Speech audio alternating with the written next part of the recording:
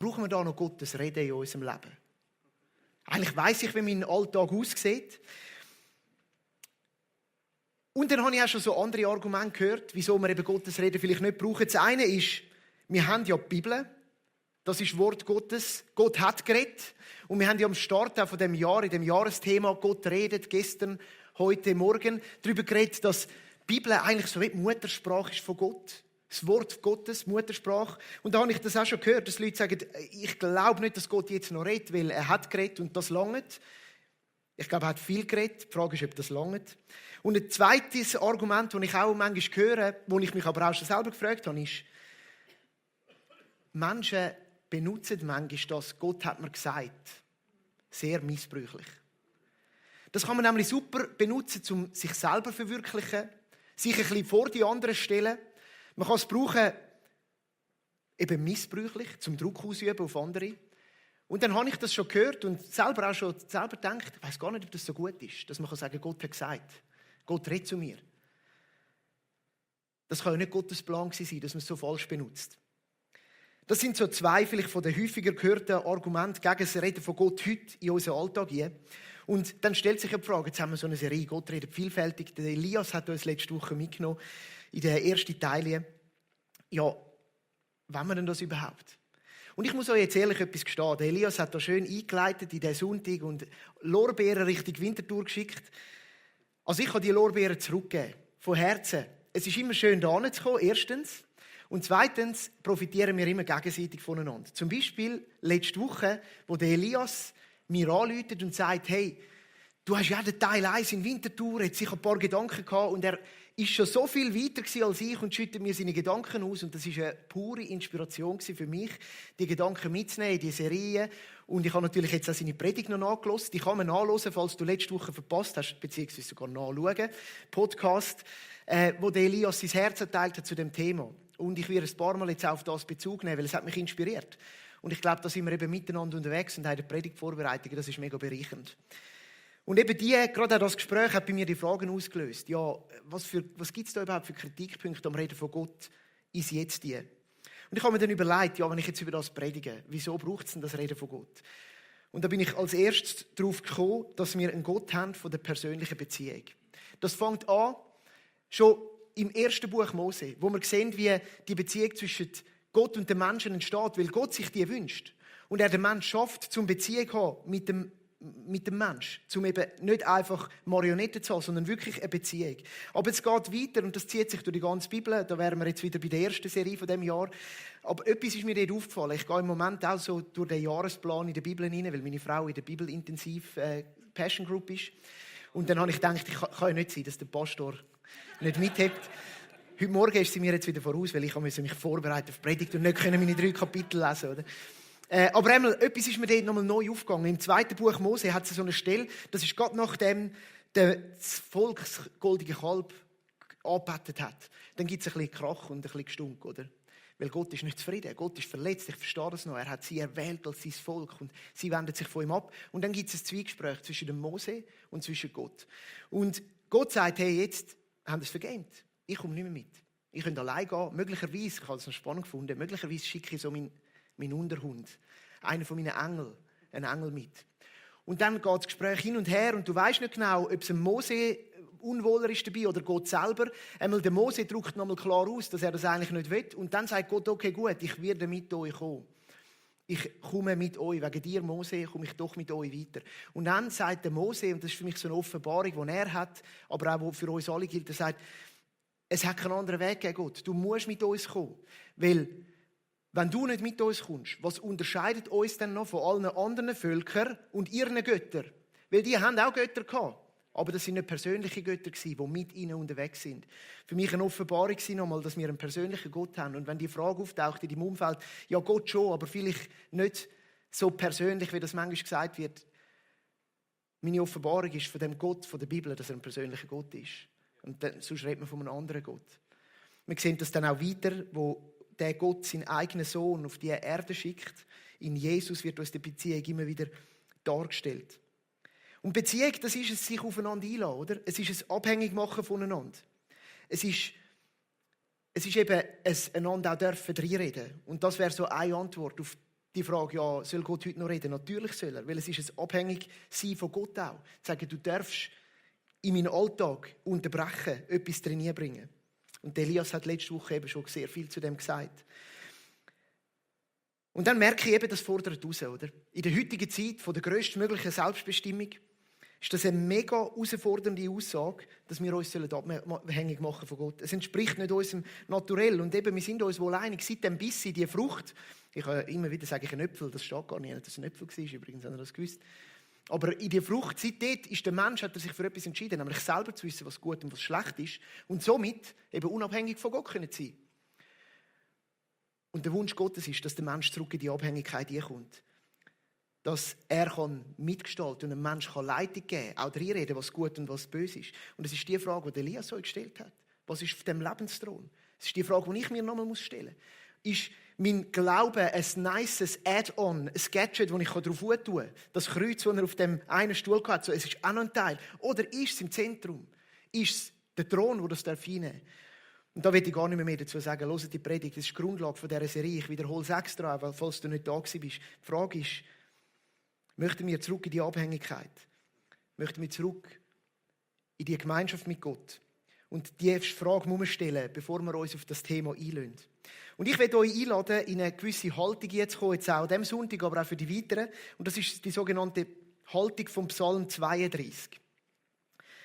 Der bringt nämlich das ganze Dilemma auch zum Ausdruck. Es ist ein Psalm von David, es ist ein Bußpsalm. Und in diesem Psalm merkt man, der David hat wieder mal einen Entscheid getroffen, wo er selber entschieden hat, was gut und was böse ist.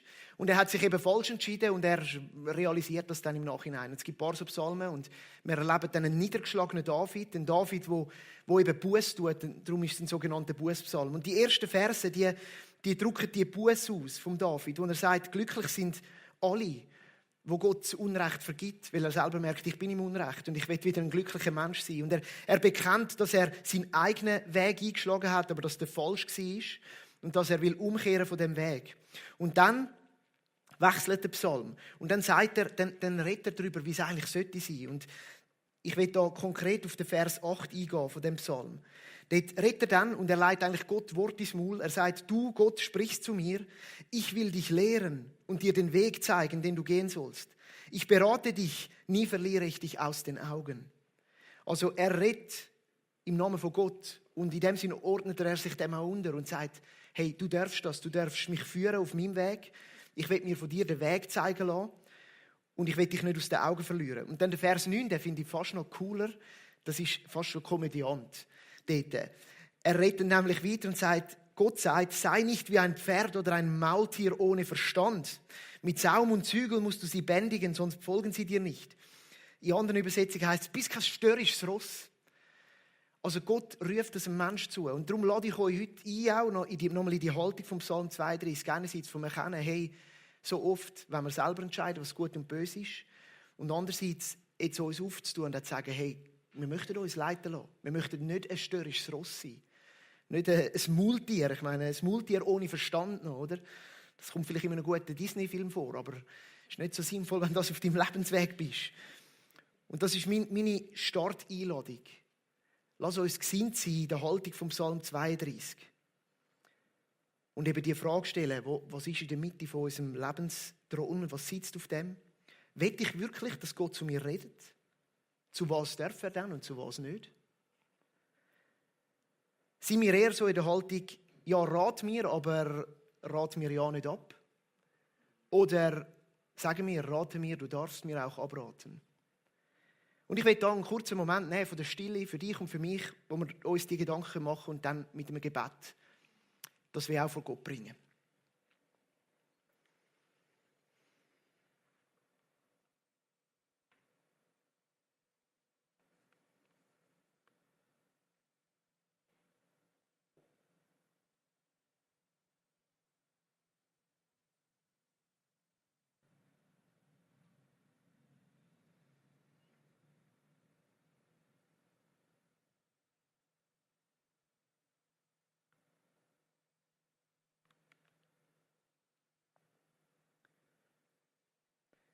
Guter Vater im Himmel, du sprichst, ich will dich lehren und dir den Weg zeigen, den du gehen sollst. Ich berate dich, nie verliere ich dich aus den Augen. Und wir möchten uns aufmachen für das. Und du kennst jeden Einzelnen da drinnen, wo er steht, wo er ist, wo er im Moment gerade störrisch ist oder wo er vielleicht auch sehr, sehr bereit ist. Da steht es, ich brauche die Leitung. Und ich bitte dich für die kommende Sündige in dieser Serie, dass du wirklich redest. Und unsere Haltung soll die sein, du darfst reden. Rat uns und rat uns ab. Wir möchten offen sein, möchten unsere Herzensohren aufmachen und dich reden lassen. Amen. Und jetzt freue ich mich, mit euch einen zweiten Aspekt anzuschauen. Und zwar, jetzt hat es dort hinten so einen roten Balken mit einem 3, wo du... Okay, gut. Das ist anders als bei uns. Ich denke, für 3 Minuten. Okay, ich gebe Gas. Schon noch ein bisschen länger. He? Genau. Also, wir starten in den zweiten Teil und der Titel über dem heißt Gott rettet durch seinen Sohn. Und der Vers, der über dem Ganzen steht, ist im Johannesevangelium Kapitel 1, Vers 18, ist eines meiner Lieblingskapitel. Das Kapitel, wo du extrem viel Gedanken darüber machen kannst, eintauchen, drin baden. Ein geheimnisvolles Kapitel auch. Und ich möchte mit euch lesen, kein Mensch hat jemals Gott gesehen. Doch sein einziger Sohn, der selbst Gott ist und in enger Gemeinschaft mit dem Vater lebt, hat ihn uns gezeigt.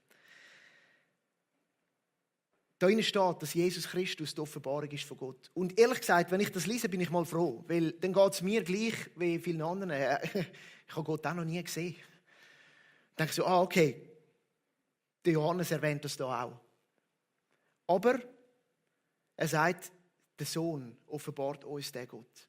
Jesus Christus offenbart uns den Gott. Und das wiederholt sich in dem Johannesevangelium immer und immer und immer wieder, wo Jesus selber sagt, Johannes Kapitel 12, und wenn ihr mich seht, dann seht ihr den, der mich gesendet hat. Wenn ihr mich seht, dann seht ihr den Vater.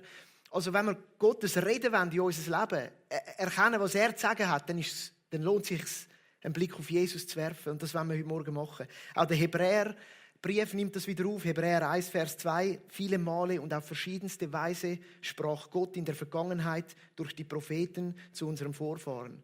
Jetzt aber, am Ende der Zeit, hat er durch seinen eigenen Sohn zu uns gesprochen. Jesus ist die liebhaftige Offenbarung von Gott. Durch Jesus redet Gott zu uns. Oft über sich selber, über seinen Charakter, über wen er ist, wie er handelt, über wie er funktioniert, seine Wirkungsweise auch in dies und in mein Leben. Und ich möchte heute mit euch einfach 4 Aspekte anschauen. Es gibt die mehr. Wenn wir genau nachschauen, wir könnten mehr nehmen. 4 Aspekte, wo wir sehen können, wie Gott redet zu uns durch Jesus Christus. Und unser Grafiker, der hat eine geniale Idee gehabt. Und zwar hat er gesagt, man könnte doch das mit Origamis darstellen. Und er ist Grafiker und nicht Bastler, obwohl Bastler ist er auch. Er hätte es am liebsten gehabt, ich würde da basteln, aber dann wären 3 Minuten nicht lange für die Predigt. Darum hat er mir es grafisch dargestellt. Und wir haben immer so ein grafisches Origami, wo einen von diesen Aspekten begleitet. Und ich finde, er ist echt genial in diesen Sachen, wenn er das so mit anbringt. Es passt auch zu dem Serien-Slide mit dem Papierzeug und so. Wir tauchen ein in den ersten Aspekt. Der erste Aspekt ist, Jesus zeigt uns Gottes Liebe. Jesus zeigt uns Gottes Liebe und ich sehe das schöne Herz. Und zu dem gehört ein Vers, auch wieder aus dem Johannesevangelium. Wir baden heute in dem Evangelium. Johannes 3, Vers 16. Ein alter Klassiker. Denn Gott hat die Menschen so sehr geliebt, dass er seinen einzigen Sohn für sie hergab. Jeder, der an ihn glaubt, wird nicht zugrunde gehen, sondern das ewige Leben haben. Und der Punkt, der greift auch auf an dieser Konferenz, die wir hatten, Relentless Love. Es geht um die nicht nachlassende, unerbittliche Liebe vom Vater. Für dich und für mich. Und dann, wenn dir dann das überlegst, dann so unerbittlich ist es wirklich Herzwort. Da hat es eine grosse Diskussion gegeben, kann man jetzt das nehmen für eine Konferenz oder nicht, das Relentless. Und dann ist mir die Stelle in den Sinn gekommen, wo Jesus im Garten Gethsemane ist und der Vater etwas bittet. Nämlich, wenn es möglich ist, bitte lass den Kelch an mir vorbeigehen. Aber der Vater zeigt sich unerbittlich. Er sagt, es geht nicht. Jesus sagt, nicht was ich will, sondern was du willst, soll geschehen. Was für eine grössere Liebe gibt es, als wenn ein Vater seinen Sohn hingibt? Was für eine grössere Liebe gibt es? Gottes Liebe ist ein Fakt. Für dich und für mich. In Jesus Christus zeigt er uns seine Vaterliebe in einem Ausmaß, wo über alles rausgeht, was wir uns vorstellen können, indem er seinen eigenen Sohn gibt. Und somit sagt, ich habe euch alle als meine Kinder mit adoptiert. Ihr seid mir, ihr gehört mir. Gottes Liebe ist ein Fakt. Und dann ist mir etwas bewusst worden. Nämlich wie oft, dass ich mir wünschte, Gott würde mir seine Liebe ein bisschen mehr zeigen. Kennst du vielleicht auch. Es drückt sich manchmal dann in meinen Gebeten aus. Ja, Gott, ich weiss, du bist ein guter Gott, aber ich wünsche mir jetzt schon noch das und das und dies und jenes. Und dann könntest du es wirklich glauben. Der Elias würde wahrscheinlich sagen, ich wünsche mir jetzt noch den Sepp Döff. Der Joni würde sagen, ich wünsche mir noch einen grösseren VW Caddy. Ich weiss nicht, was du würdest sagen. Bei mir sind es nicht Autos, vielleicht Lego oder was auch immer. Nein, das sind Bagatellen im Leben. Vielleicht sind es auch andere Sachen. Aber es ist ja doch der Wunsch von Gott, zeig mir deine Liebe. Und mir ist bewusst worden, Gott hat uns seine Liebe gezeigt. In einem Ausmaß, wo alles übersteigt und nichts, keine Tat in dein Leben heute kann das überwinden oder grösser zeigen, nämlich indem er seinen Sohn hingegeben hat. Dass er seinen Sohn auf die Welt geschickt hat, wie es heisst in dem Johannes 3,16. Er hat seinen Sohn hergegeben, dass jeder, der ihn glaubt, wird gerettet sein und das ewige Leben wird haben. Und somit ist etwas, was ich euch heute zurufe, unter dem Aspekt ist, Gottes Liebe ist Fakt und er hat sie euch schon gezeigt. Er hat sie dir schon gezeigt. Und vielleicht lohnt es sich einmal an das zurückzudenken, ganz bewusst, der Zeit, die du nimmst mit Gott, über das zu reflektieren, auch dann, wenn Wünsche kommen, dann, wenn du denkst, wo bin ich wirklich geliebt. Und der Aspekt, der stellt uns auch eine Rückfrage. Weil Liebe erfordert doch immer eine Antwort. Und da habe ich euch auch eine Geschichte aus meinem Alltag als kleiner Bub, und es ist noch lustig. Die Person, die das betrifft, die habe ich jetzt am letzten Wochenende, also gestern und vorgestern, per Zufall zweimal wieder getroffen. Und zwar ist das mein bester Schulfreund. Wir haben uns leider in der Zwischenzeit eigentlich aus den Augen verloren. Ab und zu läuft man sich über den Weg. Aber ich hatte so einen besten Schulfreund, Kindergartenfreund schon. Er hat vis-à-vis von mir gewohnt. Wir haben alles zusammen gemacht. Wir haben noch mit Blättern in die Tollen runtergerührt und sind die fischen. Wir haben das Leben geteilt, wirklich. So, ich kann eigentlich nur über die Straße in Kinski, aber ich bin auch mit hinten bei unserem Haus raus, dass ich um unser Haus herum mit ihm laufen kann, damit wir zusammen laufen können und zusammen in Kinski können. Und es hat so einen Moment gegeben, da war Weihnachten. Und wenn es Weihnachten war, dann habe ich ehrlich gesagt all meine Liebe zu Menschen vergessen, weil ich nur noch Geschenke gesehen habe. Und es war wieder mal so Weihnachten und ich habe meine Wünsche sind in Erfüllung gegangen. Und am Tag danach, oder, die Weihnachtstage, die dann so sind, der Kind wird es manchmal auch langweilig, hat es geläutet an der Tür. Und er steht dort und sagt, Dani, kommst du mit mir spielen? Und was mache ich? Nein, keine Zeit, ich habe meine Spielsachen. Und das ist so eine Kindergeschichte, oder? Aber es hat ihn so getroffen. Also er hat dort das nicht gezeigt, er ist dann abgezockelt, aber scheint es die Hause, hat er müssen brüllen. Und nachher ist seine Mami mit ihm übergekommen und hat gefragt, ob alles okay sei zwischen uns, oder ob ich ein Problem habe. Und es ist doch das. Es ist doch das. Ich habe die Liebe, die er mir gezeigt hat, die Zuwendung, die er mir immer wieder gegeben hat, habe ich nicht erwidert. Oder das Grösste, was du machen kannst, um Liebe zu töten, die dir gezeigt wird, ist ignorant sein. Das können wir auch auf dich nehmen, oder? Wenn meine Frau mir zeigt, dass sie mich gerne hat, auf verschiedene Arten und Weise, wenn ich sie ignoriere, ist das wahrscheinlich das beste Mittel, um zu schauen, dass sie es nicht mehr so lange macht. Und dass sie mir das nicht mehr so lange zeigt, oder? Also, meine Frage ist an dich, ignorierst du die Liebe? Oder wie gehst du mit deren um? Oder hat es eine Reaktion, die es auslöst in deinem Leben? Dass du auch Liebe zurückgibst? Dass du Gott zum Zentrum von dieser Liebe machst? Eine Reaktion hin zu Gott, Hinwendung zu Christus. Das ist so unter dem ersten Aspekt. Wir gehen in den zweiten. Zweites Origami, zweite Art oder zweiter Aspekt, was Gott zu uns redet. Gott redet zu uns einen Ruf von der Rettung. Er rührt uns einen Rettungsanker in unser Leben durch Jesus Christus. Wir nehmen Gott den nächsten Vers aus dem Johannestext, Vers 17. Gott hat nämlich seinen Sohn nicht zu den Menschen gesandt, um über sie Gericht zu halten, sondern um sie zu retten. Jesus ist unsere Rettung. Jesus ist der Retter. Rettung, was bedeutet das genau? Rettung bedeutet nicht so ein bisschen Rettung aus, ja, jetzt bin ich gerade ein bisschen im Seich gewesen, jetzt ist es gerade ein bisschen schwierig gewesen, sondern wenn du das Wort anschaust, ist schon im Griechischen, schon vor den biblischen Schriften verwendet worden, als ein Wort für Rettung aus Lebensgefahr. Und ich weiss nicht, ob du schon mal in Lebensgefahr gesteckt bist. Ich muss dir ehrlich sagen, so richtig bin ich das glaube noch nie.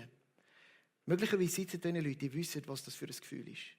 Das Gefühl von der absoluten Verlorenheit.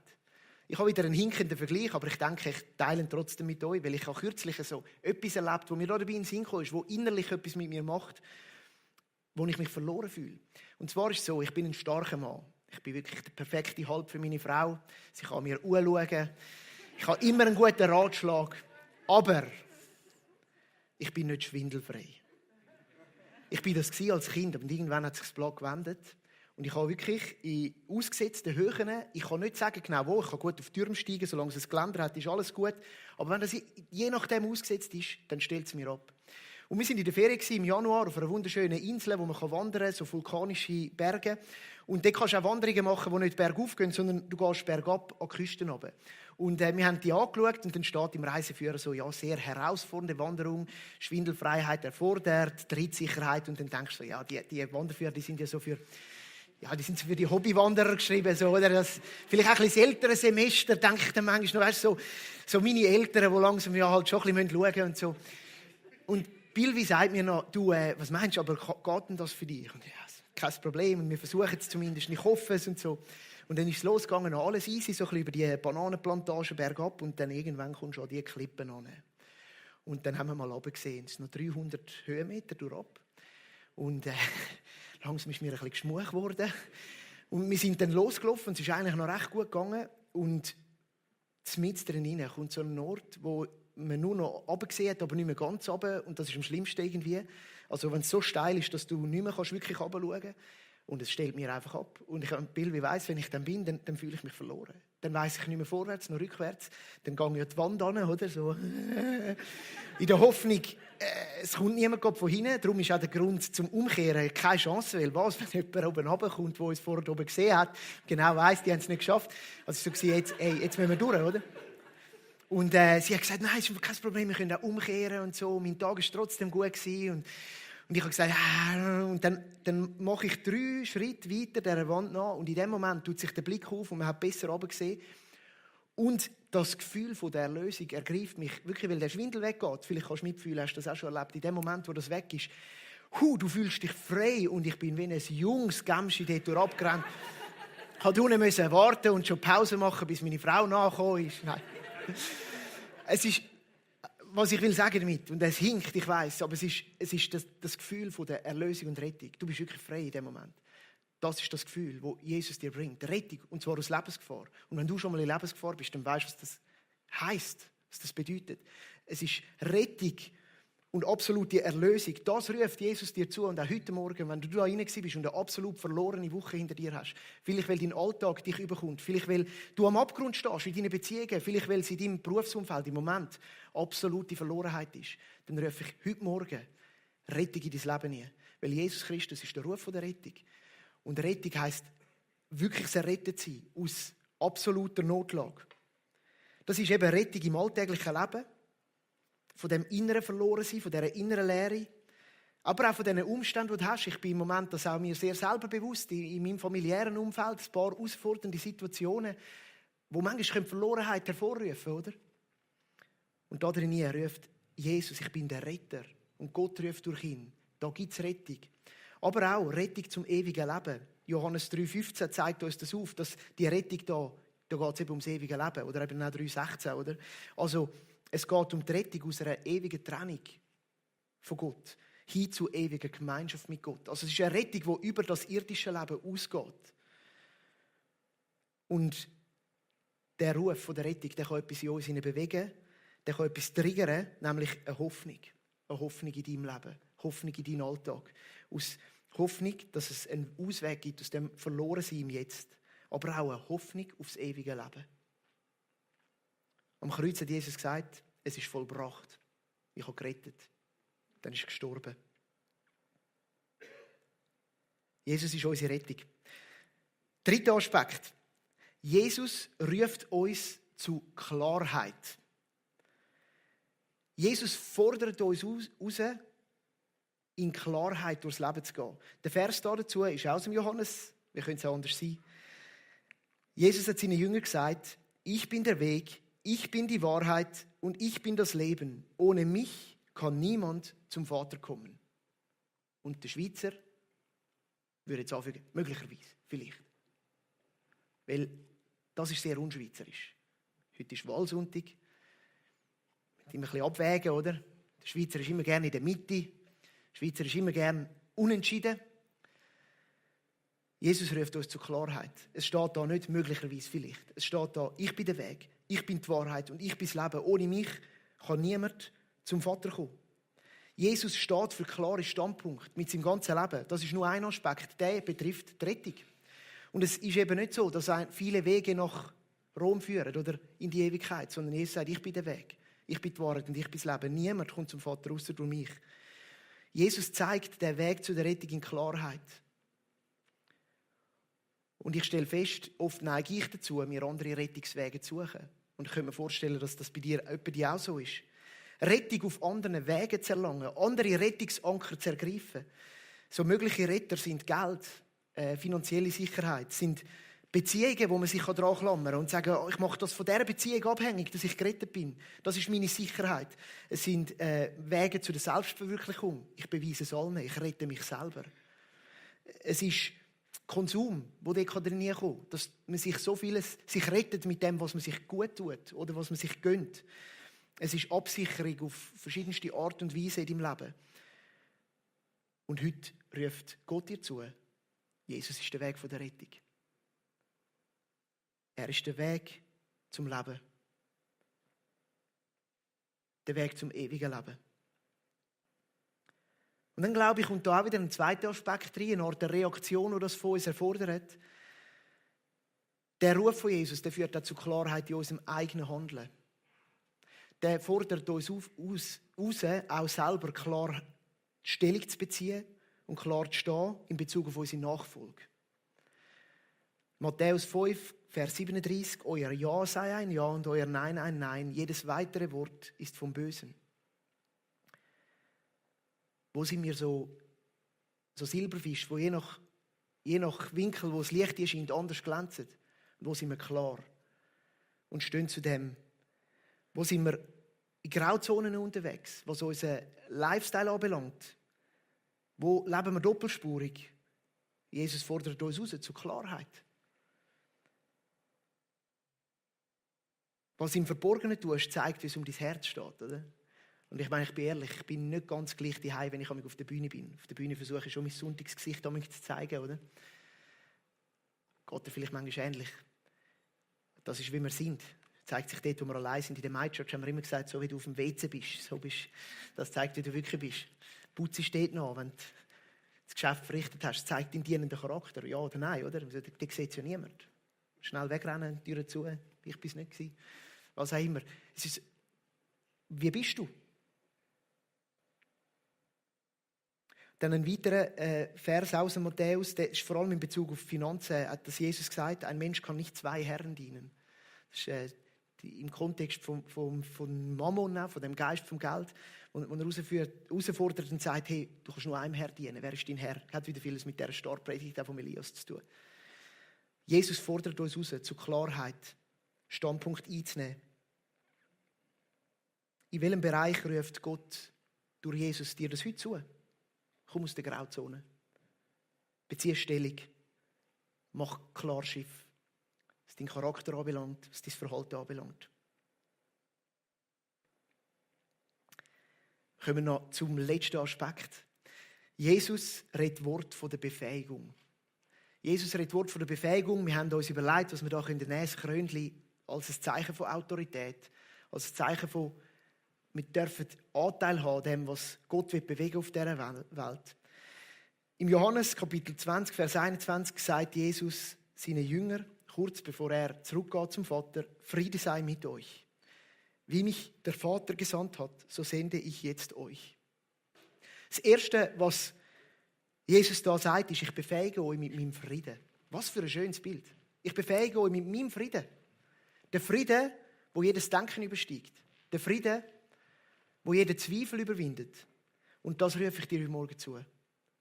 Jesus befähigt dich mit seinem Frieden. Er ruft dich in dein Herz hinein, in dein Leben hinein. Und dann sagt er, so wie mich der Vater gesendet hat, so sende ich jetzt euch. Wir sind befähigt, um etwas zu bewegen. Und jetzt denkst du vielleicht, ja, es kann gut sein, der Elias und da die Leiter da rein, Joni und Steffi und da die Worshipper vielleicht auch noch und so, die sind schon befähigt, weil die können auch das wirklich, oder? Aber ich bin kleine Nummer, kleiner Fisch, oder? dann rufe ich dir zu, auch du bist befähigt. Und Jesus meint dich. Wenn wir nachschauen, welche Jünger er ausgewählt hat. Das sind Sonderfälle gewesen. Die wären heute in der Sonderschule. Gut, heute ist wieder integrativ, oder? Die wären mit drin. Aber es wären vielleicht ADHS-Kind, oder? Die komischen, die so ein bisschen irgendwo ein bisschen, einfach so, die haben gesagt, ja, aber nicht, ja, weisst nicht der, oder? Die hat er auch gemeint. Er hat querfeld eingewählt. Er wählt auch dich. Er ruft dir zu, ich will dich befähigen. Und dann hat die Befähigung eben immer viel mit dem Heiligen Geist zu tun. Mit dem Geist von Gott, wo er eben auch, wo Jesus versprochen hat.